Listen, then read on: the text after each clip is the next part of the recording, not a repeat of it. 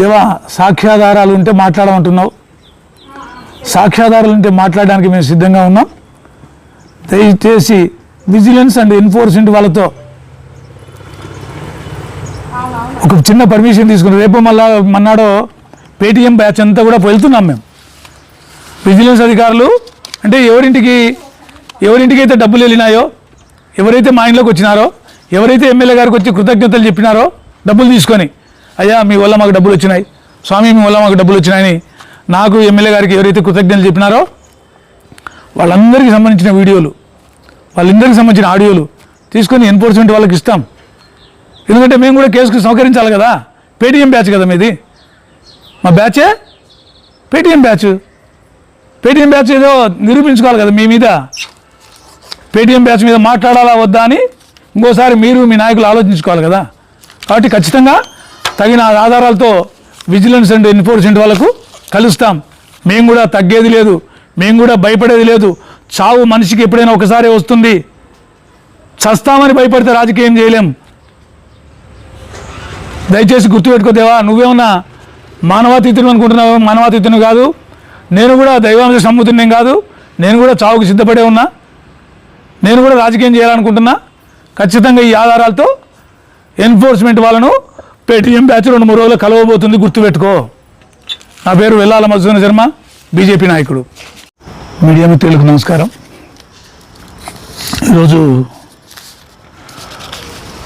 ఈ మీడియా సమావేశం ఏర్పాటు చేయడం ఏంటంటే,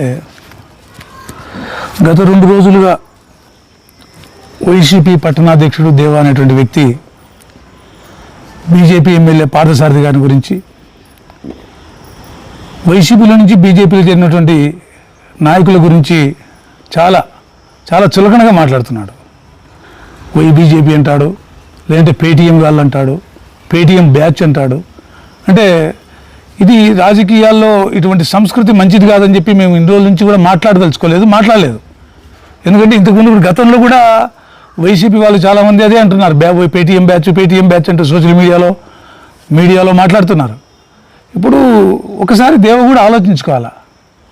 దేవా అనే వ్యక్తి గుడిసె కృష్ణమ్మ అనే వ్యక్తి ఇట్లా చిన్న మొక్కను తీసుకొచ్చి భూమిలో పాతి నీళ్లు పోస్తే అది పెరిగిన తర్వాత గుడిసె కృష్ణమ్మ దగ్గర వదిలేసి మీనాక్షి నాయుడు దగ్గర చేరుకున్నాడు. మీనాక్షి నాయుడు దగ్గర చేరుకొని ఏదో అన్నదమ్ములు తమ్ముళ్ళు బలగా ఉంది కాబట్టి వీడేదో పార్టీలో యాక్టివ్ పనిచేస్తాడేమో వాడిని కొంచెం చేయూతనిచ్చినాడు దేవాకు. ఇస్తే అటువంటి మీనాక్షి నాయుడు కూడా కూర్చుటోబెట్టి వచ్చి వైసీపీ పార్టీ సాయిప్రసాద్ రెడ్డి అధికారంలో ఉన్నాడని, సాయిప్రసాద్ రెడ్డి ఎమ్మెల్యేగా ఉన్నాడని, ఆయన అధికారాన్ని చూసి, అంటే ఇప్పుడు చెప్తున్నాడు ఆయన, ఈరోజు ఆయన చెప్తున్నాడు కాబట్టి మేము చెప్తున్నాం అధికారం ఎక్కడుంటే అక్కడ వెళ్తారని. ఆ రోజు నువ్వు వచ్చింది కూడా సాయిప్రసాద్ రెడ్డి అధికారంలో ఉన్నాడు కాబట్టి సాయిప్రసాద్ రెడ్డిని వచ్చి పంతనం చేరినావు. నువ్వు చేరితే సాయిప్రసాద్ రెడ్డి కూడా బీజేపీ నా దగ్గర వీడు పెద్ద నాయకుడు దేవా అనేవాడు, అటువంటి వాడు నా దగ్గరికి వచ్చినాడు, వీరికి ఉన్నత స్థానం ఇవ్వాలని చెప్పి అప్పుడు వైసీపీలో ఉన్నటువంటి సీనియర్లందరినీ కాదని, ఆయన కోసం నిరంతరం కష్టపడిన వాళ్ళని కాదని చెప్పి అప్పటికప్పుడు వచ్చినటువంటి ఈ దేవాకు పట్టణాధ్యక్ష పదవి ఇచ్చినాడు. దేవా ఇవన్నీ మర్చిపోతావా? నువ్వు మర్చిపోతే జనాలు మర్చిపోతారనుకుంటున్నావా? లేదంటే నువ్వు పాత మన వైసీపీ కార్యకర్తలకు చేసినటువంటి అన్యాయం, వైసీపీ కార్యకర్తకు రావాల్సినటువంటి పట్టణాధ్యక్ష పదవి నువ్వు తీసుకపోతే వైసీపీలో అప్పుడు కష్టపడి పనిచేసినంత మర్చిపోతారనుకుంటున్నావా? నీకు అనుకూలంగా మాట్లాడతారని నువ్వు అనుకుంటున్నావా? దేవా ఇవన్నీ నిన్ను గురించి చెబితే చాలా చరిత్ర ఉంది. నువ్వేదో ఛాలెంజ్ చేస్తున్నావు, ఎమ్మెల్యే గారి మీద ఛాలెంజ్ చేస్తావు, పేటీఎం బ్యాచ్ అంటూ వైసీపీల మీద వైసీపీ నుంచి బీజేపీ చేరిన వాళ్ళ మీద సవాల్ చేస్తున్నావు. నేను ఒకటే చెప్తాను భయవా, నువ్వు ఈరోజు మా తాయన్న కూడా చెప్పాడు, నువ్వు ఏదో కార్వాన్పేటలో చిన్న గుడిసెలో ఉండేవానివి, ఇప్పుడు పెద్ద బిల్డింగ్ ఎట్లా కట్టినావు, నువ్వు ఏం వ్యాపారాలు చేస్తున్నావు, నీ సంపాదన ఏంటి, నీ రియల్ ఎస్టేట్ బిజినెస్ ఏంటి, నువ్వు ఏ విధంగా సంపాదిస్తున్నావు, ఇవన్నీ సంపాదన చేసి ఇంత బిల్డింగ్ కట్టిన తర్వాత కూడా నువ్వు ఈ పొద్దు ఇన్కమ్ ట్యాక్స్ నువ్వు కడుతున్నావా? నీది అక్రమ సంపాదన కాకపోతే ఇన్కమ్ ట్యాక్స్ ఎందుకు కట్టడం లేదు? నువ్వు సక్రమంగా సంపాదిస్తుంటే ఇన్కమ్ ట్యాక్స్ ఎంత కడుతున్నావు నువ్వు బయట పెట్టు. ముందు నువ్వు ఎక్కడెక్కడ రియల్ ఎస్టేట్ చేస్తున్నావు బయట పెట్టు. నువ్వు ఎక్కడ ఇంకోటి చెప్తున్నావు, వంకలు కొండలు నేను ఆక్రమించిన అని చెప్తున్నావు. ఎస్, ఈరోజు చెప్తాను నేను, నువ్వు వంకమ్మడి బులుగురాళ్ళు అంటే మా తట్టు ఏమంటారంటే బులుగురాళ్ళను పల్లెటూరు భాషలో బులుగురాళ్ళు అంటుంటారు. మా ఆయన ఎవరో ఒక ఆయన జెండాలు వాతినాడు, భారతీయ జనతా పార్టీ జెండాలు వాతినాడు, అదొక పెద్ద తప్పు, పెద్ద నేరం అని చెప్తారు. మరి ఈ బులుగురాళ్ళు అంటే మీ వైసీపీకి చెందినటువంటి రంగురాళ్ళు ఒక వంకవారమ్మడి 5 ఎకరాల పొడవున పాతిండేది వాస్తవం కాదా అని అడుగుతున్నాను నేను. అంటే ఇవన్నీ బయటికి రావనుకుంటున్నారా? ఖచ్చితంగా బయటకు వస్తాయి. దేవా అనేవాడు తప్పు చేయలేదు, దేవా అనేవాడు గురిగింజ కింద నలుపు కనపడదు ఎవరికి అనుకుంటున్నావేమో. దేవా అనేవాడు కూడా తప్పులు చేసినాడు, తప్పులు బయటకు వస్తాయి. ఎందుకు మాట్లాడడం లేదంటే, సరే నీ కథ ఏదో చూసుకుంటున్నావు, నీ పని ఏదో నువ్వు చేసుకుంటున్నావు, నువ్వు మా స్థాయికి తగిన వ్యక్తివి కాదు. ఎందుకంటే మేము కానీ బీజేపీలో చేరినటువంటి వాళ్ళం కానీ ఒక స్థాయి ఉండి చేరాం, ఒక స్థాయి ఉండి ఒక కౌన్సిలర్లుగానో లేదంటే నాయకులుగానో ఉండడం వల్లనే మేము బీజేపీ పార్టీలో మమ్మల్ని చేర్చుకున్నారు, మాకు విలువను ఇచ్చినారు. అటువంటి స్థాయిలో ఉండే వాళ్ళని మీకు తగ్గి నిన్ను సవాల్ చేయకూడదు, నిన్ను గురించి మాట్లాడకూడదని చెప్పి ఇన్ని రోజులు ప్రెస్ మీట్లో మాట్లాడలే. ఈరోజు బీజేపీ పార్టీలో చేరితే పేటీఎం గాళ్ళు అవుతారా నీకు? అంటే అంత చులకనగా ఉంది నీకు పేటీఎం బ్యాచ్ అనేది. ఎమ్మెల్యే గారు చెప్పారు, జగనన్న కాలనీలో 128 కోట్ల ఫ్రాడ్ జరిగింది అనేది వాస్తవం చెప్పాడు. కానీ 128 కోట్ల భూములు కొంటే 128 కోట్లు జరిగింది, ఎట్లా జరిగిందని నువ్వు అడుగుతున్నావు. నువ్వు ఒక తిక్కోనివి, నువ్వు ఒక అమాయకునివి. ఎమ్మెల్యే గారు ప్రెస్ మీట్లో ఏం చెప్పారో ఒక్కసారి విను. భూములు కొనుగోలు చేయడం వల్ల 28 కోట్లు, అందులో 8 కోట్లు రైతులకు పోతే 20 కోట్లు రైతులకు ఇవ్వకుండా కుంభకోణం జరిగింది. అలాగే ఆ గృహ నిర్మాణాలు చేపట్టినప్పుడు కాంట్రాక్టర్ ద్వారా ఆ నిల్లు కట్టకుండా సగం కట్టి ఆపేయడం వల్ల 100 కోట్ల ఫ్రాడ్ జరిగింది. ఆ విధంగా 128 కోట్లు అన్యాయం ఫ్రాడ్ జరిగింది, కుంభకోణం జరిగిందని స్పష్టంగా చెప్పాడు ఎమ్మెల్యే గారు. నువ్వు ఆ వీడియో వినకుండా మిడిమిడి జ్ఞానంతో ప్రవర్తిస్తున్నది నువ్వు. మమ్మల్ని అంటావా నువ్వు మిడిమిడి జ్ఞానము? లేదంటే తెలివితేటలు లేనంత బీజేపీలు ఉన్నారు, పాత బీజేపీలు మాట్లాడడంలే, కొత్త బీజేపీలు మాట్లాడుతున్నారని. నువ్వు పాత వైసీపీనివా? నువ్వు వైసీపీలోకి ఎట్లా వచ్చినావు? గుడిసి కృష్ణమ్మ దగ్గర పెరిగి మీనాక్షి నాయుడు తట్టున పెరిగి వైసీపీలోకి వచ్చింది వాస్తవం కాదా? నువ్వు పేటీఎం కాదా? నువ్వు కూడా పేటీఎం బ్యాచే కదా అని మేమన్నా ఎప్పుడన్నా అన్నామా? మేము అవసరాలను బట్టి ఒక పార్టీలో ఒక వ్యక్తికి అన్యాయం జరిగినప్పుడు అతను ఆ పార్టీలో కష్టాన్ని నష్టాన్ని భరించలేక రాజకీయం చేయాలనుకున్నాడు, పక్క పార్టీలో చేరడం కామన్. అంత మాత్రాన పేటీఎంలు అవుతారు నీకు? నాకు వైసీపీ పార్టీలో 352 సర్వే నెంబర్లో 8 సెంట్లు నా స్థలం పోయింది మారేమల్లి ఓట్లో. మరి ఎలక్షన్లు అయిపోయిన తర్వాత నీ స్థలం నీకు ఇస్తామని చెప్పారు ఎమ్మెల్యే గారు, మాజీ ఎమ్మెల్యే గారు కానీ ఆయన కొడుకు కానీ. అయిపోయిన తర్వాత లేదన్నారు, అడిగి లేదనిపించుకున్నాం. అంటే అట్లే వాళ్ళ కాళ్ళ దగ్గర పడింది. అలా ఆస్తులు పోగొట్టుకొని ఆత్మాభిమానం పోగొట్టుకొని ఆ ఎరిస్వామి చెప్పిన వాటిని విని ఆ ఎరిస్వామికి ఒత్తాసు వాళ్ళు పలుకుతుంటే ఆ ఎరిస్వామి నన్ను రెడీ స్వామి మా వాటిలోకి రాకుండా చెయ్యి అంటే ఎరిస్వామి మాటలని వాటిలోకి రావద్దు, నువ్వు అంటే పోవద్దు, ఎరిస్వామి చూసుకుంటాడు వాటి అని చెప్తే ప్రజలు నమ్మి మాకు ఓట్లు వేస్తే వాటిలోకి మేము పోకుండా ఉండాలంటే ఆత్మాభిమానం చెప్పుకొని బతకాలా? ఆత్మ గౌరవం కోసం అన్న మాకు ఓట్లు వేసిన ప్రజల కోసం మేము పోవాలి కదా. మేము పోవాలన్నప్పుడు ఆయన మాజీ ఎమ్మెల్యే పోవద్దని చెప్తున్నాడు, ఎరిస్వామి రావద్దని చెప్తున్నాడు. మరి మేము మా వాటిలోకి పోవాలంటే మేము ప్రత్యామ్నాయం ఎదుర్కోవాలి కదా. మా పదవీ కాలం ఇంకా 3 సంవత్సరాల ఉంది అప్పటికి. మరి ఆ పదవీ కాలాన్ని మేము ప్రజల్లో ఉండి గడపాలి కదా, ప్రజలు ఓట్లేసేందుకు వాళ్ళకి న్యాయం చేయాలి కదా. అందుకే పార్టీ మారినాం. అంత మాత్రాన్ని పేటీఎం బ్యాచ్ అవుతుందా నీకు? ఏమనుకుంటున్నావు దేవా? నువ్వు ఎప్పుడన్నా కౌన్సిలర్గా పోటీ చేసావా? నీకు 10 ఓట్లు వచ్చినాయా? నువ్వు ఎక్కడన్నా నీ బలాన్ని నిరూపించుకున్నావా? నువ్వు ఎంతసేపు ఉన్నా నీ దగ్గర డబ్బులు ఖర్చు పెడతావని, నువ్వు 10 మందిని పోగేస్తావని, నీకేదో నీ చుట్టూ నీ అన్నదమ్ములో బలగం ఉందని చెప్పి నీకు పదవి ఇస్తే అది పెద్ద గొప్పగా ఊహించుకుంటున్నావా? నువ్వు తప్పు చేస్తున్నావు దేవా. నువ్వేదో విరవీగుతున్నావు. అహంకారంతో బతికిన వాడు ఎప్పుడు కూడా నిలబడిన దాఖలాలు చరిత్రలో లేవు. దుర్యోధనుడు రావణాసుడి కంటే గొప్పడు ఏం కాదు. నువ్వు తప్పులు పడిన రోజు వాళ్ళకి చావు తప్పలేదు, మనం ఎంత. కాబట్టి నీ ఉడత ఊపులకు నువ్వేదో నీ ఇంట్లో కూర్చొని మహారాజు మాదిరి సింహాసనంలో కూర్చొని ఇది కాదు అది కాదు ఇట్లా చేతులు తిప్పితే కుదరదు. చట్టం ముందు అందరూ దొరుకుతారు. చట్టం ఖచ్చితంగా చట్టం తన పని తాను చేసుకుపోతుంది. జగనన్న కాలనీలో కూడా అవినీతి జరిగింటే ఆధారాలు ఉంటే నిరూపించని నువ్వు అడుగుతున్నావు. ఈరోజు మీ లీడర్లను అడగండి, మీ మాజీ ఎమ్మెల్యే సాయి ప్రసాద్ రెడ్డి గారిని, లేకుంటే యువనేత జయమోహన్ రెడ్డి గారిని అడగండి. సాక్ష్యాలు బయట పెట్టమంటారేమో, పెట్టమంటే ఈరోజు నేను పెట్టడానికి సిద్ధంగా ఉన్నా. ఎస్, మన ఎన్ఫోర్స్మెంట్ వాళ్ళు ఈనాడు పత్రికలో వచ్చిన తర్వాత, ఆ న్యూస్ వచ్చిన తర్వాత, మా ఎమ్మెల్యే గారు జగనన్న కాలనీకి పోయి ప్రెస్ మీట్ పెట్టిన తర్వాత, ఎస్ సా అనే అక్షరంతో వ్యక్తి పేర్లు కూడా చెప్పొచ్చు నేను, కానీ నీ అంత దిగదారి రాజకీయం చేయను నేను. సా అనేటువంటి అక్షరంతో వచ్చినటువంటి వ్యక్తి ఒక కుటుంబానికి 74 లక్షలు, ఒక కుటుంబానికి 56 లక్షలు అందించింది వాస్తవం కాదా? వాళ్ళు నా ఇంటికి స్వీట్ ప్యాకెట్ తీసుకొచ్చినారు. స్వామి, మీరు మీ ఎమ్మెల్యే గారు జగనన్న కాలనీకి పోవడం వల్ల, ఆ అవినీతి బయటపడడం వల్ల మా డబ్బులు మాకు వచ్చినాయి స్వామి, మీరు మాకు దేవుళ్ళతో సమానం స్వామి అని మా కాళ్ళు పట్టుకొని ముక్కిపోయినారు. మీ దగ్గర ఆధారాలు లేకపోవచ్చు, నా ఇంటి చుట్టూ సీసీ కెమెరాలు ఉన్నాయి. సీసీ కెమెరాల్లో రికార్డ్ అయి ఉన్నాయి. ఈరోజు పెట్టమంటారా బయట? ఒక్కసారి దేవా అడుగు, మీ నాయకులను అడుగు, పెట్టండి బయట అంటే పెడతా. ఇప్పుడు నోటికి ఏది వస్తే అది మాట్లాడితే బాగుండదు దేవా. దయచేసి నోరును కంట్రోల్ పెట్టుకో, అదుపులో పెట్టుకొని మాట్లాడు, లేకపోతే ఇబ్బందులు నీ వల్ల. ఎందుకంటే నీ వల్ల, ఎరిస్వామి లాంటి వల్ల పార్టీ నష్టపోయి మీ సాయి ప్రసాద్ రెడ్డి ఓడిపోయినాడు ఆ రోజు. ఈరోజు రెండోసారి మళ్ళీ కౌన్సిలర్ ఎలక్షన్ ఉన్నాయి, మళ్ళీ సున్నా చుట్టుకొని పోవడానికి నీవు మళ్ళీ ముందుకు వచ్చినావు మీడియా ముందుకు. నీలాంటి వాళ్ళు ఇదే మాట్లాడుతూ ఉంటే, నువ్వేదో భారతీయ జనతా పార్టీ వాళ్ళు చేసేవాళ్ళు, ఎమ్మెల్యే చేసే అక్రమాలు, ఇసుక దందా, ఆ దందా, ఈ దందా అని చేతులు ఊపిపి చెప్తున్నావు. ఆ దందాలన్నీ నువ్వు బయట పెడతా అంటున్నావు. ఓకే, పెట్టు, ఎదుర్కొంటాం మేము దాని గురించి.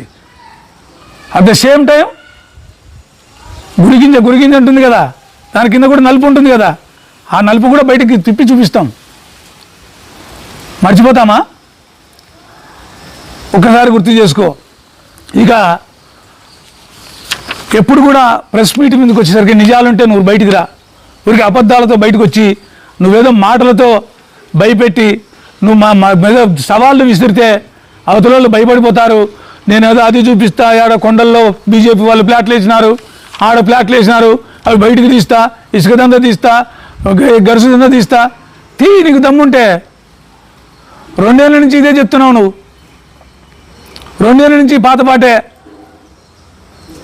మన ఎప్పుడో మాట్లాడుతుండే ప్రెస్ మీట్ ముందర, ఏంది ఆదంలో లా అండర్ ఫెయిల్ అయింది, పోలీసులు విఫలమైనారు, పోలీసుల వల్ల పట్టణాల్లో కానీ పల్లెల్లో కానీ ఫ్యాక్షన్ పెరిగిపోయింది, ఆడవాళ్లకు మనుషులకు రక్షణ లేదు అంటూ మాట్లాడుతున్నాడు. నువ్వు మీ వైసీపీ ప్రభుత్వం అధికారంలో ఉన్నప్పుడు,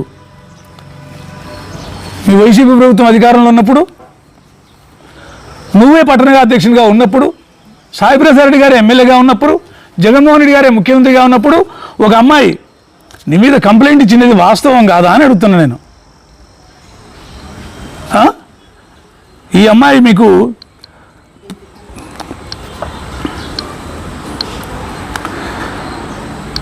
ఒక్క నిమిషం పోయి, నువ్వు ఏదో సచ్చీలుడు అని, నీ మీద ఎటువంటి మచ్చ లేదని నువ్వు మాట్లాడుతున్నావు.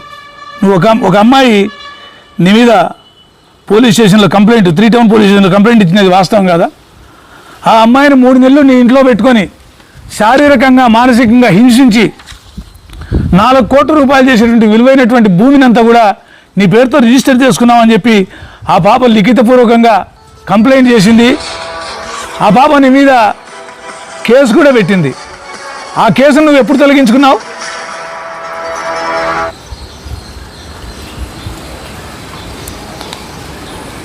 నా పేరు వినిత ఆదోని. పట్టణాధ్యక్షుడు దేవా నన్ను ఇంట్లో పెట్టుకొని హింసించి గత 3 నెలలు బ్యాక్ నాకు మ్యారేజ్ చేసినారు. నేను 3 టౌన్కి వచ్చి నేను కేసు పెట్టాను. కానీ దానికి కాంప్రమైజ్ చేయించుకొని నన్ను పిలుచుకొని వెళ్ళి శారీరకంగా హింసించి నన్ను బాధ పెట్టి నాపై ఉన్న ఆస్తి మొత్తం తను తీసుకొని శారీరకంగా బాధ పెట్టి నన్ను రిజిస్టర్ చేయించుకున్నాడు. నాపై ఉన్న ఆస్తి అంతా తీసుకొని నాకు ఒక్క రూపాయి కూడా ఇవ్వకుండా అంత తనే తీసుకొని తర్వాత నేను అక్కడి నుంచి ఎలాగో తప్పించుకొని ఇంటికి వచ్చేసాను. బయటికి వచ్చి మళ్ళీ బయట ఉంటే మా అమ్మని పిలుచుకొని మళ్ళీ మిస్సింగ్ కేసు పెట్టాడు. ఈ విధంగా ఒక వైసీపీ ప్రభుత్వంలో సాయిప్రసాద్ రెడ్డి ఎమ్మెల్యే గారుగా ఉన్నారు, పట్టణాధ్యక్షుని గారు నువ్వే ఉన్నావు. మరి ఆ రోజు నీ ఒక అమ్మాయి రక్షణ లేదు. నాకు ఒక వైసీపీ పట్టణాధ్యక్షుడిగా ఉన్నటువంటి గౌరవమైనటువంటి పోస్టులో ఉన్నటువంటి వ్యక్తే నన్ను అన్యాయంగా తీసుకుపోయి తన ఇంట్లో పెట్టుకొని శారీరకంగా మానసికంగా హింసించినాడు అన్నప్పుడు లా అండ్ ఆర్డర్ కనపడలేదా మీకు? లా అండ్ ఆర్డర్ గురించి, పోలీసుల గురించి నీకు అంత చులకనగా మాట్లాడతావు నువ్వు? చట్టము అంటే అప్పుడు నీకు చట్టం ఒక రకము, ఇప్పుడు చట్టం నీకు అనుకూలంగా లేకపోతే చట్టాన్ని విమర్శిస్తావు నువ్వు? తప్పకుండా చట్టం తన పని తను చేసుకెళ్తుంది. ఈ కేసును కూడా, ఎందుకంటే నువ్వు 2024 ఆగస్టులో 23 ఆగస్టులో ఈ కేసును బయటికి తీసేసుకున్నావు. ఎట్లా తీసేసుకున్నావు కూడా మళ్ళీ బయటికి దొరుకుతాం మేము. ఈ కేసును మళ్ళీ బయటికి తీసి ఆ కేసు ఎందుకు కాలేదు, ఎందుకు దాన్ని కొట్టేసినారనే విషయాన్ని కూడా బయటికి తీసుకొచ్చి ప్రజలకు నిజాలు చెప్పే ప్రయత్నం చేస్తాం మేము. అంతేకాకుండా ఇంకా ఆదోని పట్టణాన్ని గురించి, ఆదోని నియోజకవర్గాన్ని గురించి అభివృద్ధి జరగలే అంటుంటాడు. ఎన్ఆర్జీఎస్ కింద 8,07,57,000 రూపాయల వర్కులు జరిగినటువంటి, వివిధ గ్రామాల్లో జరిగినటువంటి పనులు ఇవి. ఏ రోడ్డుకి ఏ ఊరికి వెళ్ళినా అక్కడ కొత్త రోడ్లు కనపడతాయి. నువ్వంటే పట్టణాధ్యక్షుని కాబట్టి నువ్వు పట్టణం తప్ప వేరే పోవు, నువ్వు పల్లెలకు పోవు కదా. పల్లెలకు పోతే కదా నీకు అభివృద్ధి జరిగిందా లేదో తెలిసేది. నువ్వు టౌన్ అది నీకు ఇచ్చినది పట్టణాధ్యక్షులు ఇచ్చినారు. టౌన్ మనకు పల్లెలకు పోతే వాళ్ళు అంటారు నాయకులు. అందుకని నువ్వు పల్లెలకు పోవు కాబట్టి నీకు అభివృద్ధి కనపడదు. నీకు అభివృద్ధి కనపాలంటే ఒకటి చెప్తాను దేవా, నీకు అభివృద్ధి కనపాలంటే ఒకటి చెప్తా, ఒకటే రోడ్డు చెప్తా, పోతావా దేవా? నీకు భరత్ నగర్లో 2008 నుంచి 2009, 2010, 2011 వరకు ఒక చిన్న ఇల్లు తీసుకొని ఒక సంసారం పెట్టింటివి దేవా, పెట్టింటివి కదా. పెట్టినప్పుడు ఆ ఇంటికి రోజు గుంతలమిట్టల రోడ్లలో పోతుంటివి. 2024 మా ఎమ్మెల్యే గెలిచేంత వరకు కూడా నువ్వు భరత్ నగర్ పోవాలంటే ఆ ఇంటికి పోవాలంటే రహస్యంగా పోతుంటావు. ఆ ఇంటికి పోవాలంటే గుంతలమిట్టల రోడ్లు ఎగురుకుంటూ పోతుంటివి. ఇప్పుడు భరత్ నగర్ పోతేవా కన్నులు మూసుకొని బైక్ వేసుకొని పోవచ్చు నువ్వు ఆ ఇంటికాడికి. చక్కగా నీ ఇంటికాడికే రోడ్డు వేసినారు. నువ్వు పోయే ఇంటి దగ్గరికే రోడ్డు వేసినారు దేవా, మర్చిపోతావా? అంటే ఇవన్నీ ఎవరు తెలియవు అనుకుంటున్నావా దేవా? సత్యహరిశ్చంద్రుడు అనేటువంటి వ్యక్తి కూడా కష్టకాలం వచ్చినప్పుడు అష్ట కష్టాలను ఎదుర్కొన్నాడు. నువ్వు నేను మానవాతీతులమేం కాదు. కాబట్టి మాట్లాడేటప్పుడు ఎమ్మెల్యే గారిని గురించి మాట్లాడేటప్పుడు ఎమ్మెల్యే స్థాయి నీది కాదు, ఎమ్మెల్యేను మాట్లాడే స్థాయి నీది కాదు. ఎమ్మెల్యే గారు జాతీయ స్థాయి నాయకుడు, బీజేపీలో జాతీయ ఓబీసీ మోర్చా ప్రధాన కార్యదర్శి, రాష్ట్రంలో ఉన్నతమైనటువంటి కార్యదర్శి పదవిలో ఉన్నాడు. అలాగే ఆదోని నియోజకవర్గానికి కేవలం 18 రోజుల్లో ఎమ్మెల్యేగా గెలిచి సాయిప్రసాద్ రెడ్డిని 18,000 ఓట్ల తేడాతో ఓడించి ఎమ్మెల్యేగా గెలిచినటువంటి వ్యక్తి అతను. అతన్ని మాట్లాడే స్థాయి నీకు ఎక్కడుంది దేవా? ఒకసారి ఆలోచించు. ఎందుకు అతిగా ఆశపడి పొగరుబోతు మాటలు మాట్లాడుతున్నావు? దయచేసి తగ్గించుకో. అలాగే పెద్ద ఆయనకు సాయిప్రసాద్ రెడ్డి గారికి, ఆ యువనేత జయమోహన్ రెడ్డి గారు కూడా చెప్తూ ఉన్నా, అమరావతి నగర్లో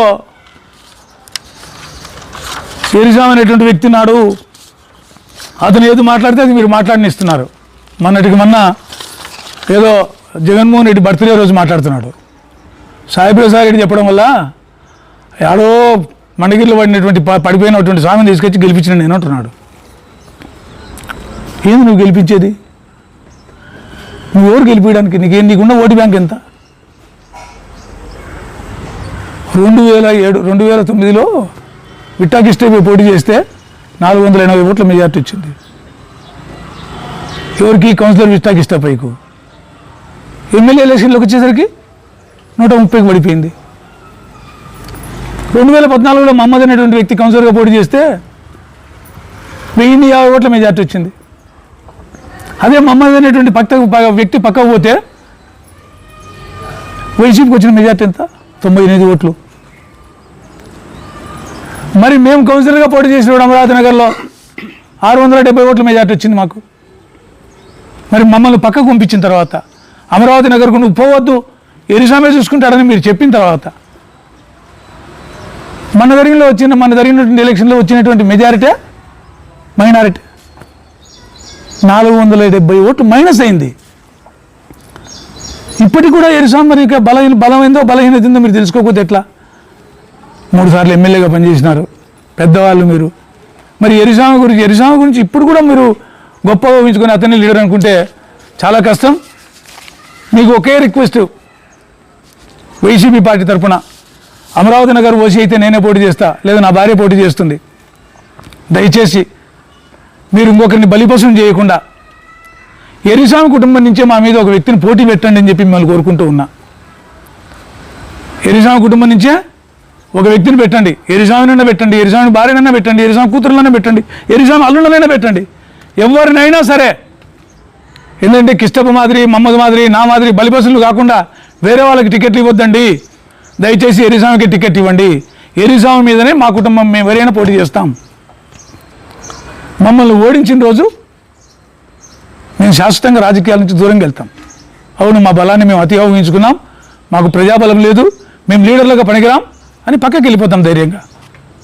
కాబట్టి ఈసారి అమరావతి నగర్ నుంచి టికెట్ అనేది వస్తే, ఓసీ అనేది వస్తే ఖచ్చితంగా మేము పోటీలు ఉంటాం. మాకు పోటీగా ఎరిసామిని నిలబెట్టమని చెప్పి సాయిప్రసాద్ రెడ్డి గారిని అడుగుతూ ఉన్నా.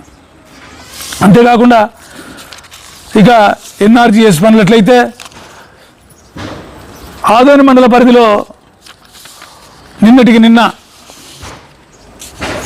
ధనాపురం టు హొలగుంద రోడ్డు 7 కోట్ల రూపాయలతో, అలాగే ఆర్ఎండ్బి శాఖ పరిధిలో 25 కోట్ల 10 లక్షల రూపాయల వర్కులు జరిగినటువంటి మాట వాస్తవం కాదా? ఇవన్నీ అభివృద్ధి జరిగినాయని చెప్తాం. మేము చెప్తే ఎన్ఆర్జీఎస్ నిధులు కామను, ఆర్ఎండ్బి నిధులు కామను, ఇది కామను, అది కామను అంటారు. కామన్, ఓకే, మీరు చెప్పిన మాట కరెక్ట్ అనుకుందాం. మరి ఎన్ఆర్జీఎస్ నిధులతో మీ 5 సంవత్సరాలలో ఏ ఊర్లలో ఏ రోడ్లు వేసినారో చర్చకు రండి. ఎన్ఆర్జీఎస్ నిధులన్నీ కూడా డైవర్ట్ చేసి, వైఎస్ఆర్ ప్రభుత్వంలో డైవర్ట్ చేసి సంక్షేమ పథకాలకని ఆ పథకానికి ఈ పథకానికి దానం చేసింది వాస్తవం కాదా? ఆ నిధులన్నింటినీ కూడా దారి మళ్లించి పల్లెల అభివృద్ధిని అడ్డుకున్నది వాస్తవం కాదా? కాబట్టి మీరు ఏ నిధులైనా సరే, ఏ పనులైనా సరే, మీ 5 ఏళ్ల కాలంలో ఎంత చేసినారు, ఈ 2 ఏళ్ల కాలంతో ఎంత చేసినారో మీరు ఎవరైనా సరే చర్చకు రండి. మేము చర్చకు రావడానికి సిద్ధంగా ఉన్నాం. అంతేగాని దయచేసి గౌరవ ఎమ్మెల్యే పార్థసారథి గారి మీద మీరు ఇష్టం వచ్చినట్లు మీరు మాట్లాడుతూ మీ కింది స్థాయి నాయకులతో మాట్లాడించి గౌరవాన్ని పోగొట్టుకోవద్దని చెప్పి ఈ సందర్భంగా తెలియజేసుకుంటూ, నా పేరు వెల్లాల మధుసూదన శర్మ, బీజేపీ నాయకులు.